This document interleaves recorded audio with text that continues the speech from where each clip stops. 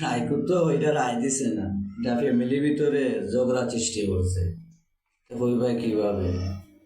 হাইকোর্টের কথা শুনি অনেক পুরুষ বিয়া শাদি করবার চেষ্টা করতেছে, আর অনেক মহিলারা কইতাছে কি বললা খাড়ি ফেলাইব আর একটা বিয়া করিলে।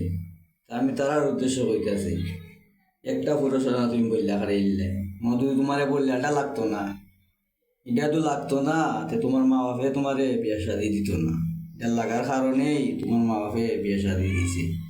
আমার মতে হাইকোর্টটা রায় দি হাইকোর্টে রায় দিছে, এটাও আমি মনে করি সরকারে পালাই। তো কইবা কিভাবে পালা? মগ বর্তমান যুগের মাঝে পুরুষ সংখ্যা থাকি মরদ মাইয়া হওয়া বেশি, মাইয়া হওয়া অনেক বেশি।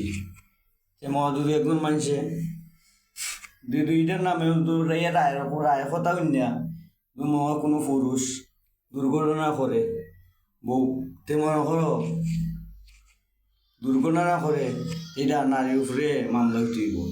নাইলে হাইকোর্ট এমন রায় এনে দিল, দুইটার ভিতরে ঝামেলা হয়, মানুষ মরে ধরে, এই হাইকোর্টের রায়ে কিন্তু সমস্যা হবে। তারপর মনে বিয়া শাদি দিছে, মা বাপে দিছে, দরকার লাগতো না, বিয়া শাদি দেওয়ার কোনো দরকার হয়েছিল না।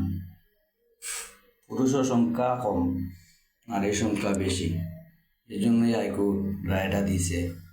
এতে এমন হালাহালির করার সাক্ষীটা নাই, সবাই তো চলতেই হইব নাকি?